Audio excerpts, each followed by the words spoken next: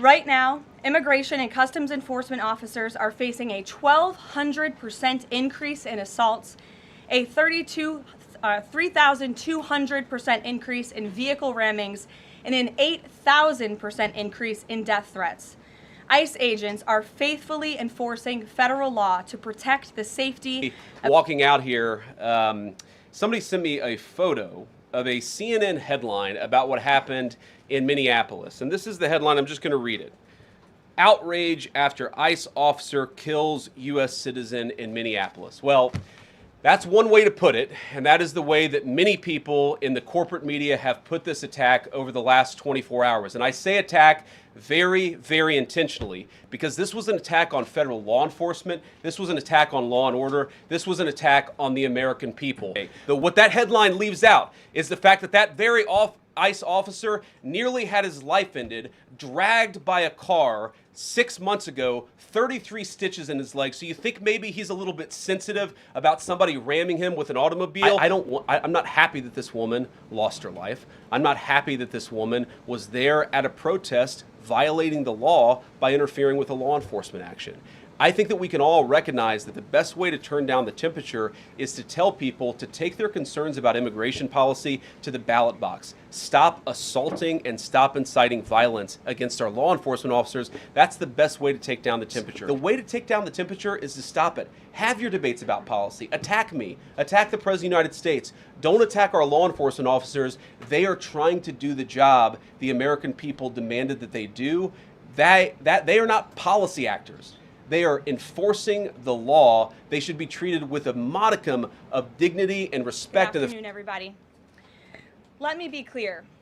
President Trump and his entire administration stand fully behind the heroic men and women of ICE and will always uphold law and order in the United States of America. The deadly incident that took place in Minnesota yesterday occurred as a result of a larger, sinister, left-wing movement that has spread across our country, where our brave men and women of federal law enforcement are under organized attack. Right now, immigration and customs enforcement officers are facing a 1,200% increase in assaults, a 3,200% increase in vehicle rammings, and an 8,000% increase in death threats. ICE agents are faithfully enforcing federal law to protect the safety of the American people by removing criminal illegal aliens from our country, which is exactly what nearly 80 million Americans elected President Trump and Vice President JD Vance to do.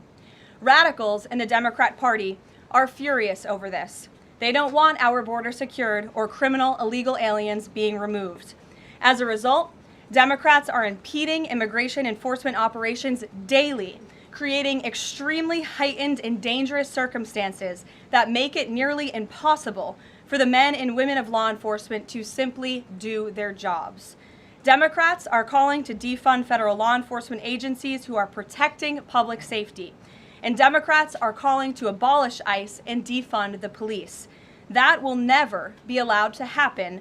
The Department of Homeland Security will continue to operate on the ground in Minnesota, not only to remove criminal illegal aliens, but also to continue conducting door-to-door investigations of the rampant fraud that has taken place in the state under the failed and corrupt leadership of Democrat Governor Tim Walz. Taxpayers have been ripped off to the tune of billions of dollars in this one state alone, and that is going to end, and people are going to be held accountable. The Trump administration has activated thousands of federal agents, doubled the number of U.S. attorneys in the DOJ office in Minneapolis, and surged resources to hold fraudsters accountable and demand justice for law-abiding American taxpayers and citizens across our country. And that's what brings the Vice President out here with me today to discuss all the Trump administration is doing and to make an additional important announcement on this front. So please, Mr. Vice President, will be joining us now.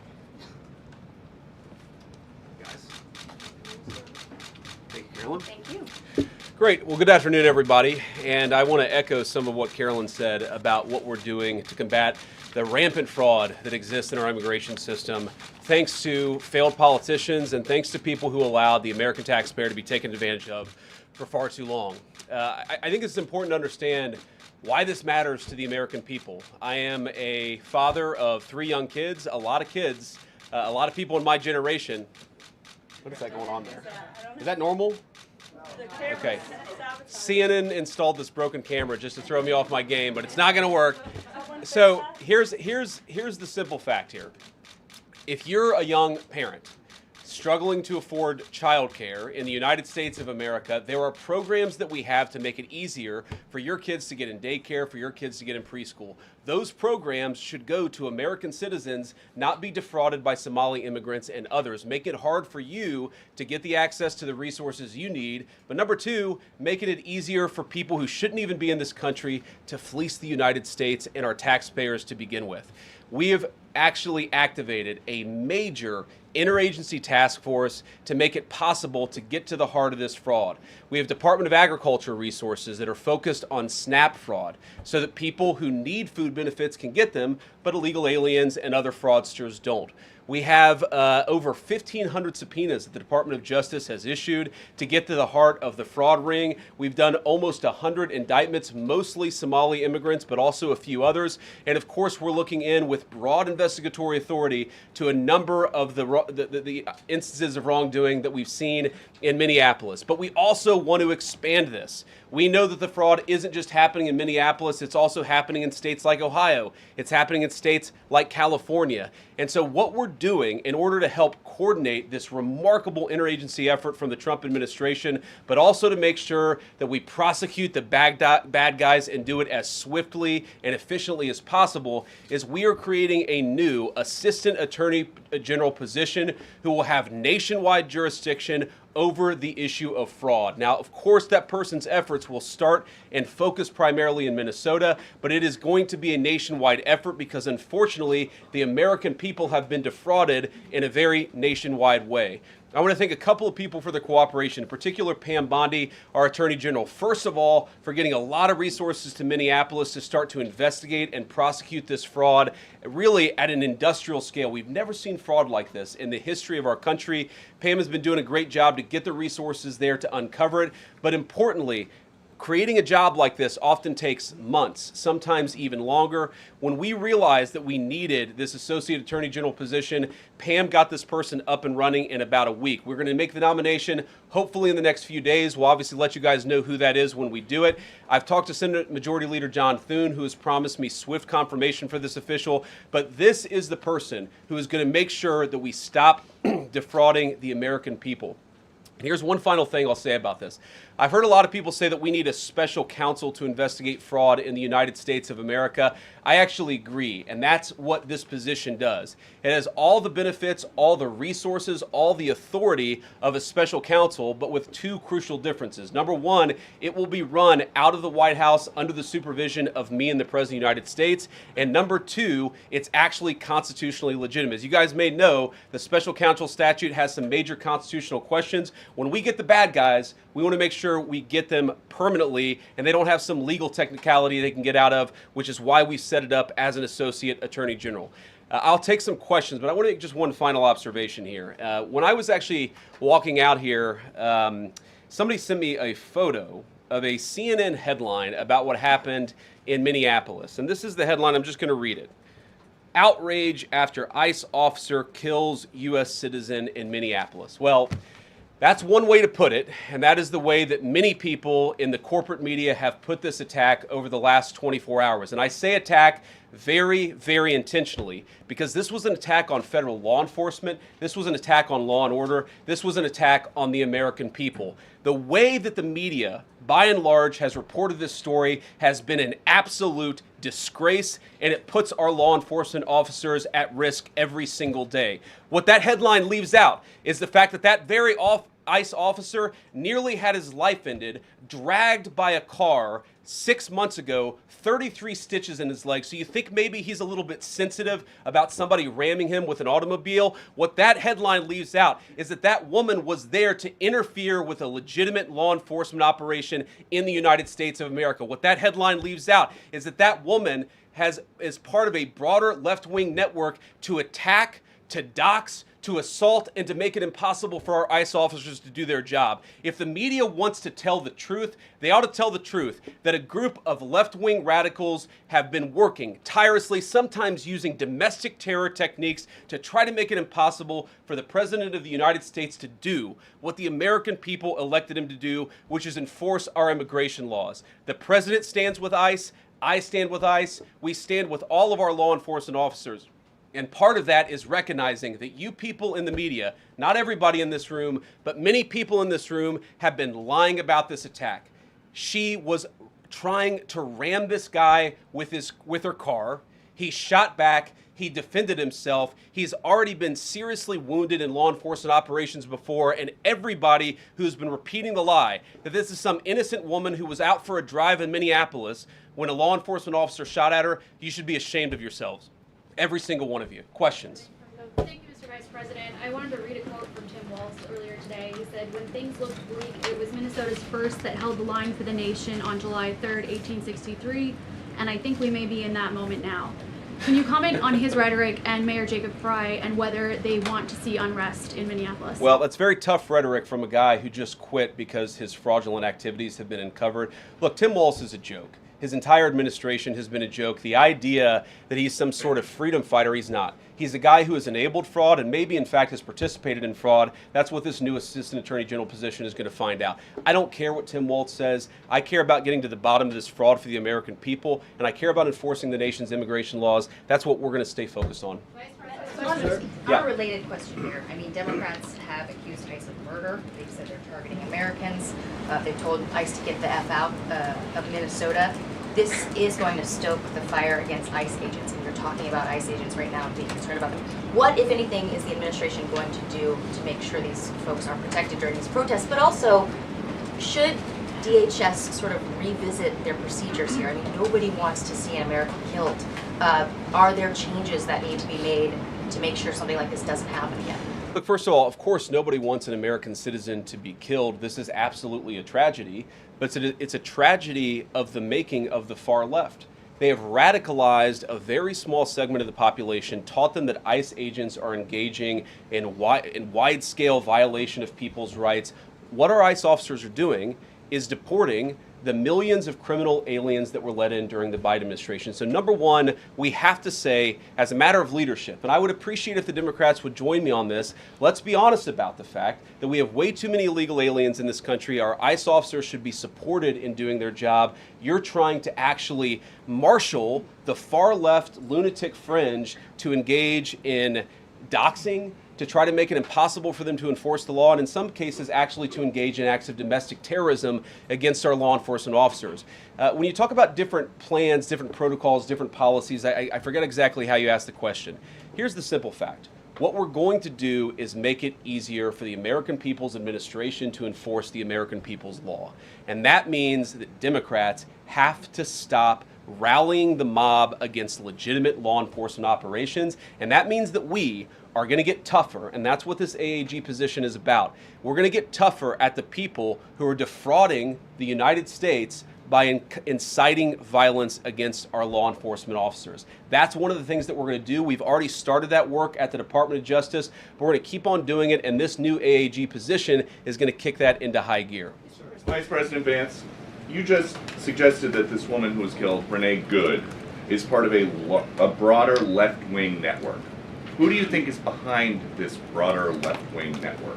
Well, it's one of the things we're going to have to figure out, but here's the way that I put it. When somebody throws a brick at an ICE agent, or somebody tries to run over an ICE agent, who paid for the brick? And who told protesters to show up and engage in violent activity against our law enforcement officers?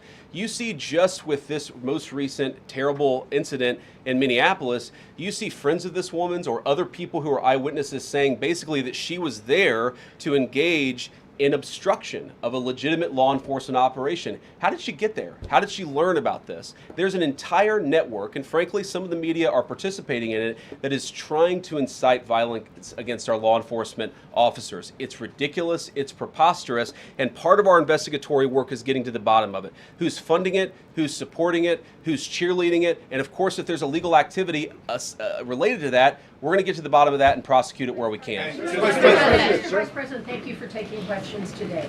Is there a risk with you describing her as a deranged leftist, talking about very specific facts of these events, when an investigation is just beginning? Are you preempting a thorough investigation by drawing such conclusions? And have you received any information beyond the videos we've seen publicly about this individual, her specific acts, that has informed your point of view?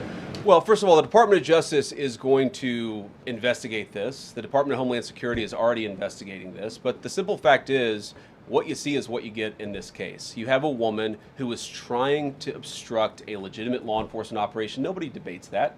You have a woman who aimed her car at a law enforcement officer and pressed on the accelerator. Nobody debates that. I can believe that her death is a tragedy while also recognizing that it's a tragedy of her own making and a tragedy of the far left who has marshaled an entire movement, a lunatic fringe, against our law enforcement officers.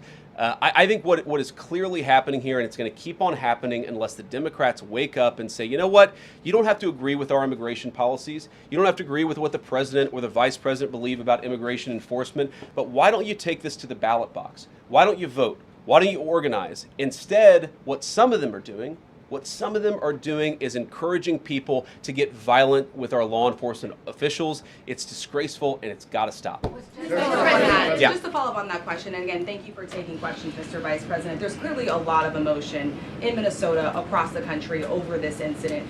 You're calling Renee Good a deranged leftist. There's been heated rhetoric that we've also heard from officials. What responsibility do you and the president have to diffuse some of the tension that we are seeing play out in Minnesota, bring down the temperature as this investigation is unfolding? What we have a responsibility to do is to protect the people who are enforcing the law and protect the country writ large. Whether you're Democrat or Republican, you deserve to have the people's laws enforced in the United States of America. Now, again, I'm not happy that this woman lost her life. I'm not happy that this woman was there at a protest violating the law by interfering with a law enforcement action.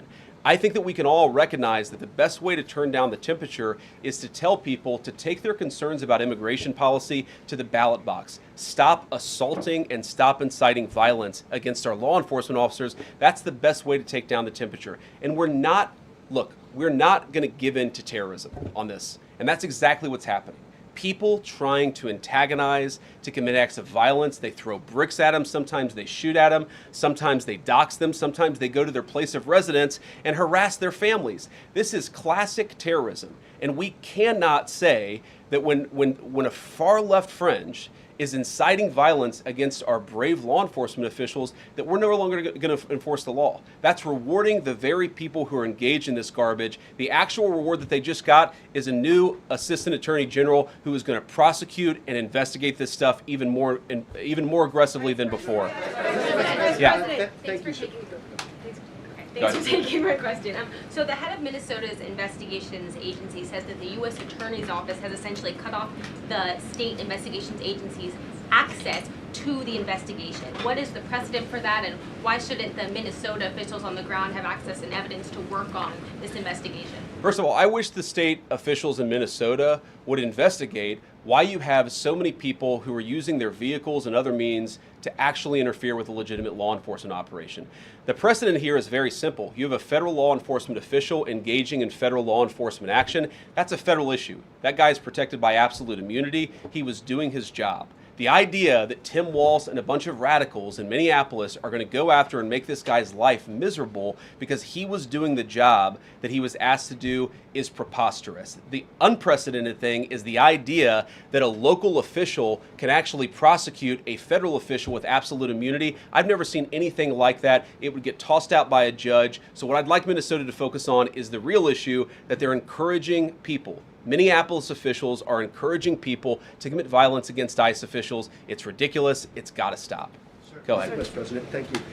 You said earlier that there's a left-wing network to attack, to dox, to assault, and make it impossible for ICE officers to do their job. You told my colleague just now that there's an investigation going on into that network. Yep. So if everything that you say is true, how does being part of that network justify being shot?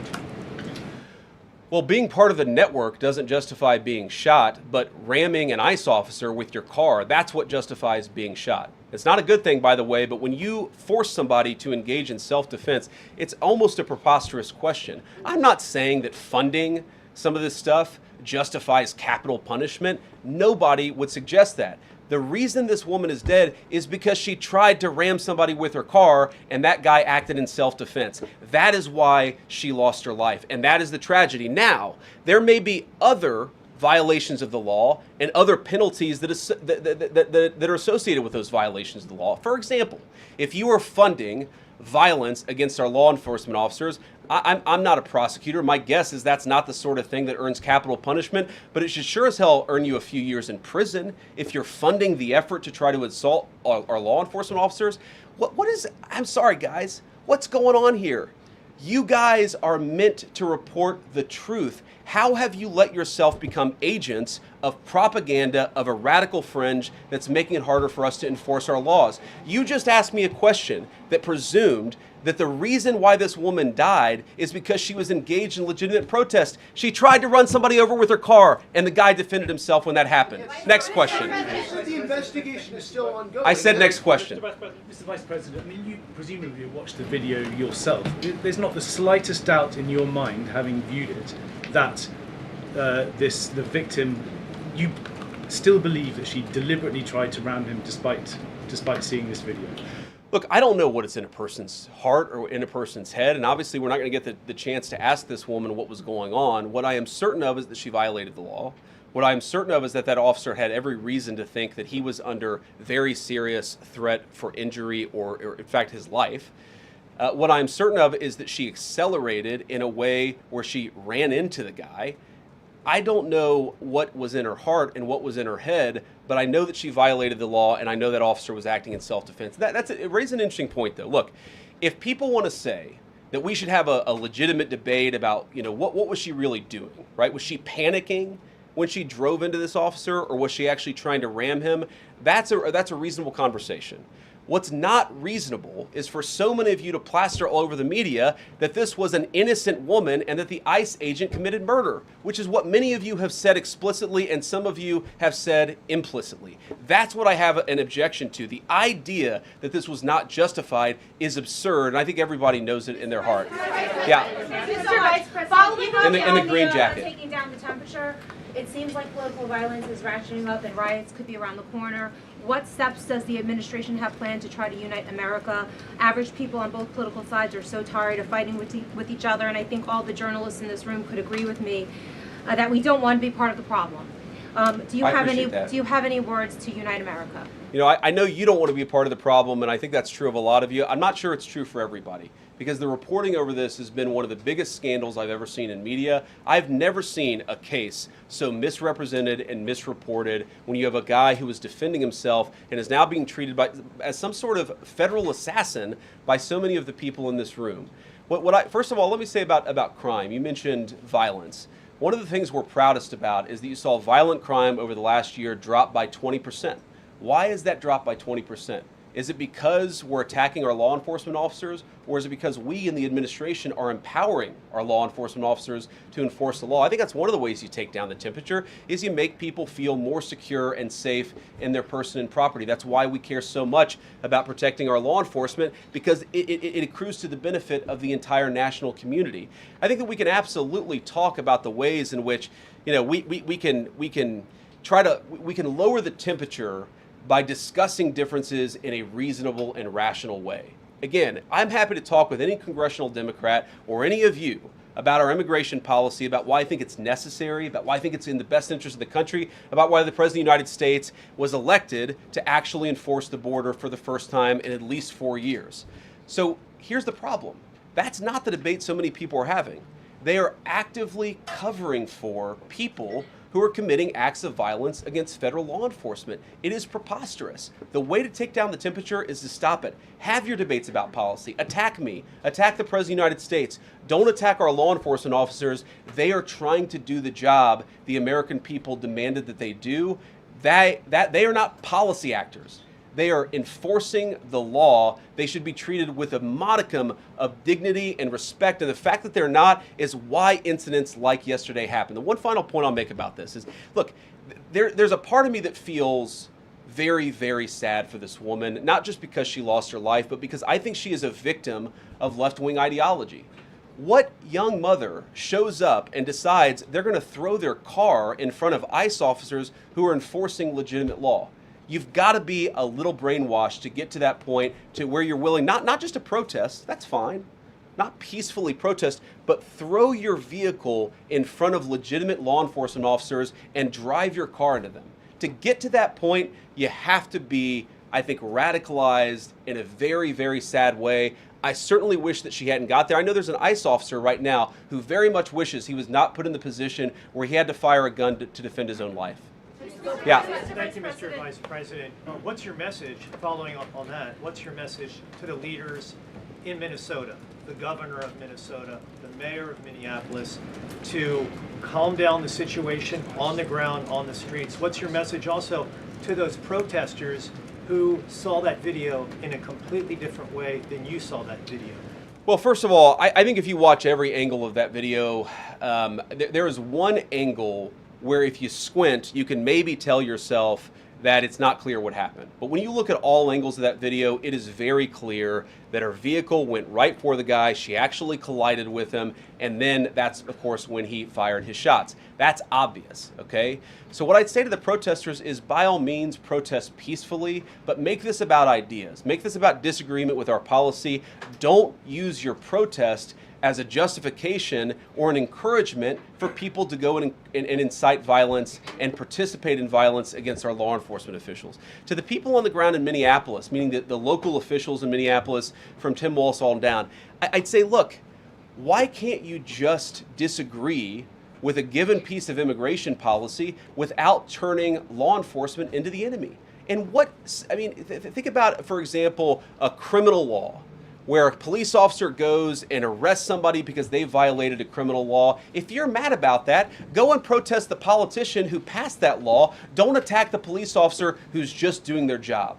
We had a wide open border under Joe Biden. I happen to think it's a good thing the President of the United States has closed it down. If you think that's a bad idea, criticize this administration for a policy decision. Don't attack our people for enforcing the law, because I guarantee you go to ICE, there are black people and white people, there are Democrats and Republicans, they are patriotic Americans who are trying to enforce the law. Attack me, lay off of our ICE agents. Yeah, in the blue, all the way, yeah. Yeah, thank you, Mr. Vice President. You've called on Tim Walz to resign. Can you lay out the case as to why he should step down?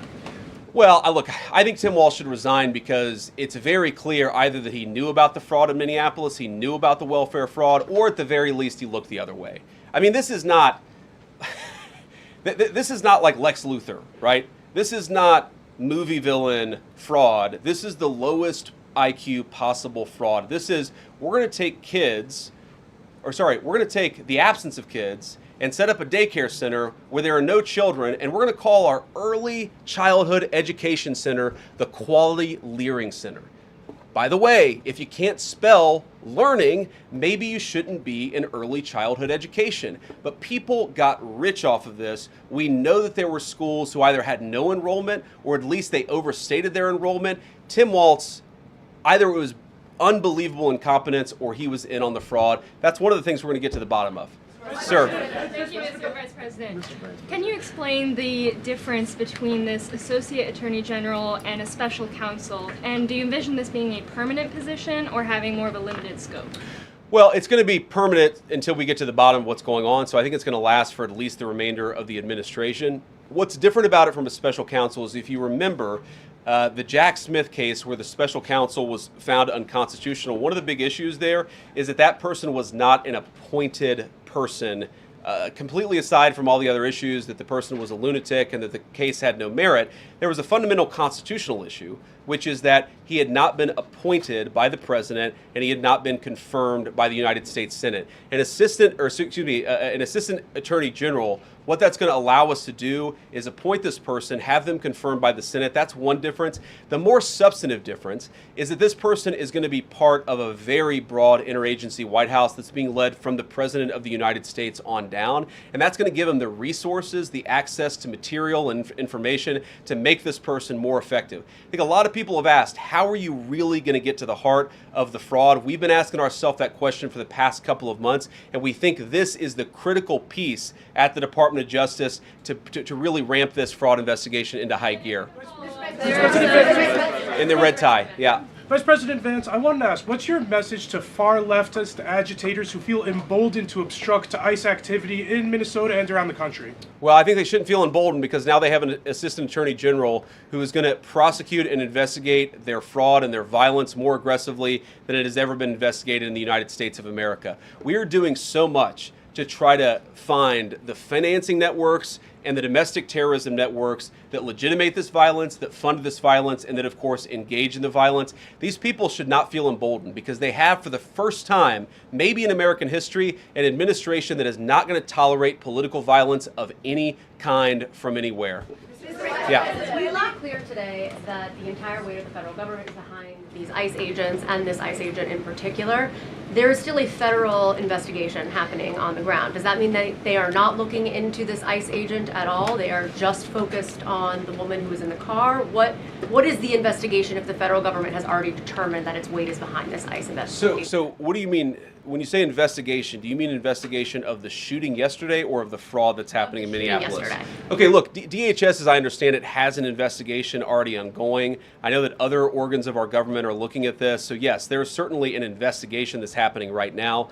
But as part of the broader fraud investigation, a lot of what we're doing with the Department of Justice has already started. We've got over 1,500 subpoenas. We've got people this morning, actually. We're going door to door to actually knock on some of these fraudulent care centers, these fraudulent social services organizations to get to the bottom of what's going on there. So the investigation in some ways has already been ramping up into the anti-fraud element for at least a few weeks. What we're trying to do is supercharge it and make sure there's a designated person within the Department of Justice who completely controls that particular focus. Yeah. Just to follow up on that, Mr. Vice President, on the agent, is he still on duty or has he been placed on leave, on administrative leave? And what really was the target of the operation on Wednesday? Of the ICE operation on Wednesday? Well, first of all, it was a legitimate law enforcement operation. We were going door to door to try to find criminal illegal aliens and deport them from the United States of America, because if you come to our country illegally in violation of our immigration laws, then we have the mandate, and in fact we have the legal duty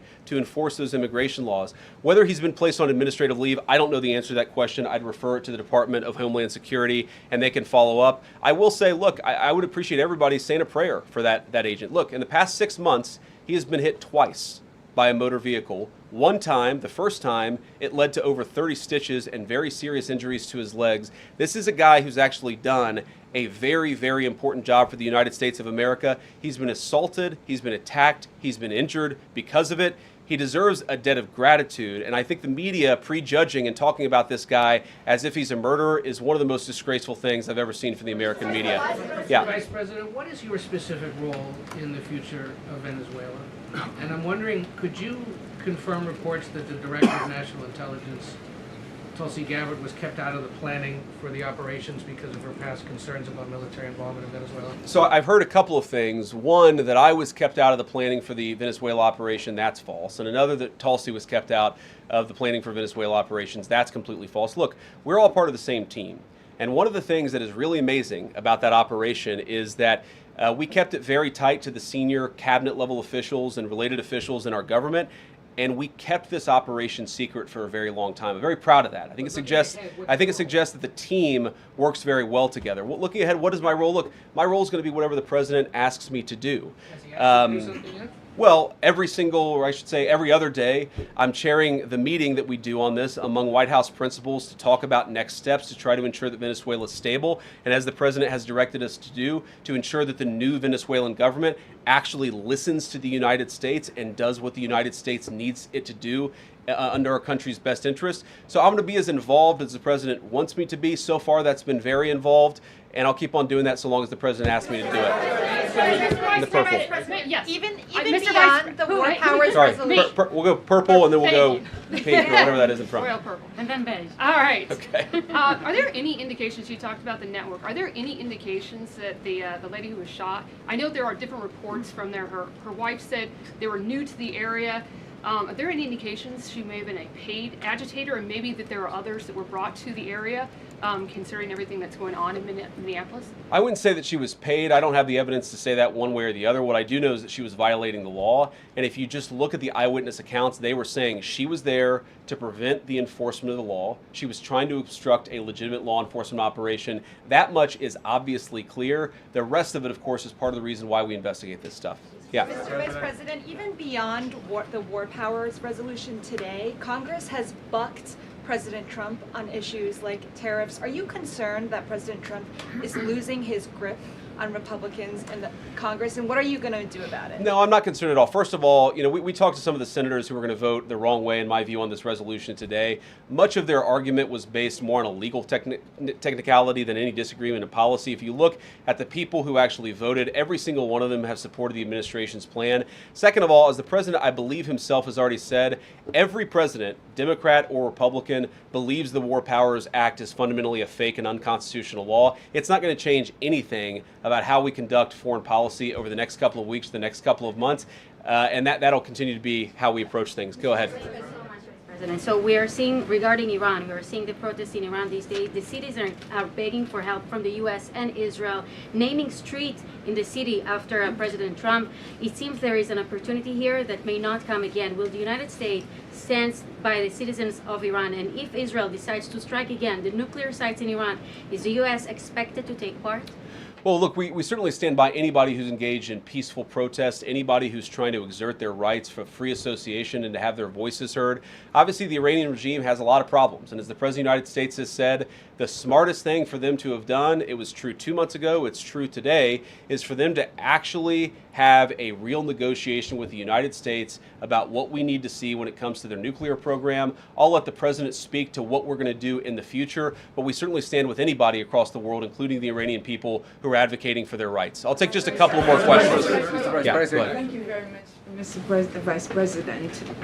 Concerning Venezuela, how would you assure the Caribbean region that they will remain a zone of peace? Because some member states in the region are concerned. Well, look, the President had a very productive phone call with the President of Colombia yesterday, and we continue to talk at all levels of government with a number of our friends in the Caribbean region. I actually think this is really good for peace in the Caribbean, because when you take away a major source of illegal cartel revenue, which is the cocaine trade, the fentanyl trade, other sources of illicit revenue, you actually remove the power of one of the main destabilizing forces in Latin America and in the Caribbean. I really do think, look, we say it all the time, this is the President of Peace. One of the ways that you establish peace in your own hemisphere is to make it clear that the United States is going to be respected, that the United States is willing to take power away from criminal cartel organizations and give it to legitimate governments. That's how we see the future of the Western Hemisphere, and we think it's going to be much more peaceful than it was certainly under Joe Biden. I'll take one more question. Go ahead. Mr. Vice President, thank you. On Greenland, do you have a message for European leaders? Many in Europe reject the idea that the island could be for sale.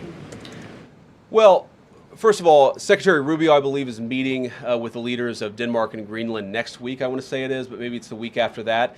We'll continue to deliver some of these messages in private, some of them in public, but I guess my advice to European leaders and anybody else would be to take the President of the United States seriously. What has he said about Greenland? Set to the side the crazy overreactions that I've seen from the press and from certain people in Europe. What has the President said? Number one, Greenland is really important, not just to America's missile defense, but to the world's missile defense. Number two, we know that there are hostile adversaries that have shown a lot of interest in that particular territory, that particular slice of the world. So what we're asking our European friends to do is to take the security of that landmass more seriously, because if they're not, the United States is going to have to do something about it. What that is, I'll leave that to the President as we continue to engage in diplomacy with our European friends and everybody on this particular topic. And again, thank you all for listening. Thanks for taking questions. And I just ask you, look, this is politics, and often Republicans and get in arguments with the press about things. And I understand that.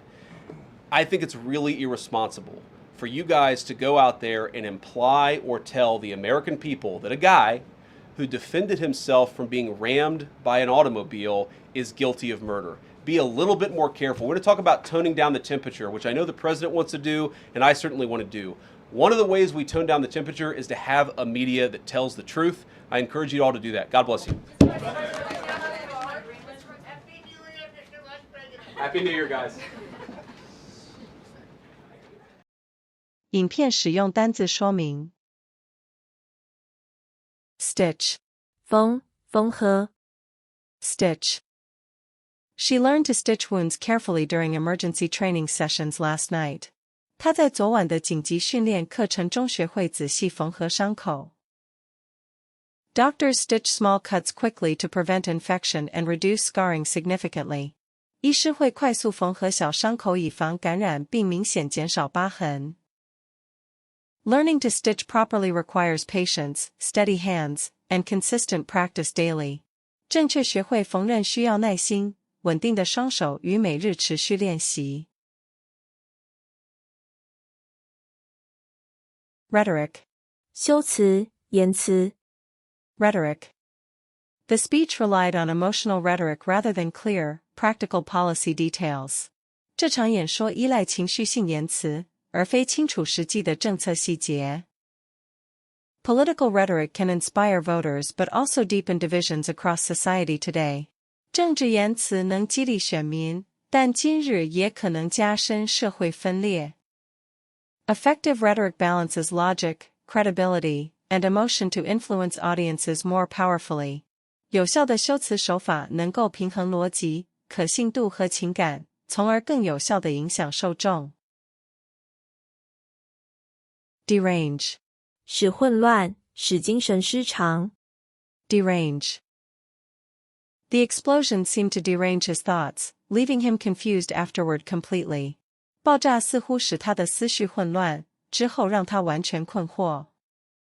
Lack of sleep can derange normal thinking and emotional balance over time. 睡眠不足会随着时间扰乱正常思考与情绪平衡。The sudden loss threatened to derange her carefully planned future unexpectedly forever. 这场突如其来的损失有可能永远打乱她精心规划的未来。谢谢观看本影片，如果您觉得这部影片对您有帮助，敬请订阅、按赞、分享、开启小铃铛。See you next time.